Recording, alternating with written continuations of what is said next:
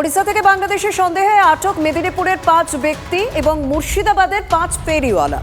Police তুলে নিয়ে গিয়ে আটক করে বলে অভিযোগ। সোমবার থেকে মঙ্গলবার সকাল পর্যন্ত থানায় বসিয়ে রাখা হয় বলেও অভিযোগ উঠছে। নথিপত্র যাচাইয়ের নামে মানসিক এবং শারীরিক নির্যাতন করা হয়েছে পুলিশের বিরুদ্ধে, এরকমই অভিযোগ করছেন তারা। আটক ব্যক্তিদের পাশে দাঁড়িয়েছে পরিযায়ী শ্রমিক ঐক্য মঞ্চ। ব্যবসার জন্য এখানে এসেছি, আমাদেরকে বাংলাদেশি সন্দেহ করে আমাদেরকে কালকে রাত্রিতে দিয়ে তুলে এসছে 2 গাড়ি পুলিশ দিয়ে। তো আমরা আমাদের মুখ্যমন্ত্রী মমতা ব্যানার্জির কাছে অনুরোধ করছি আমাদেরকে যাতে সুস্থভাবে আমাদেরকে এখান দিয়ে ছাড়িয়ে নিয়ে যেতে পারে।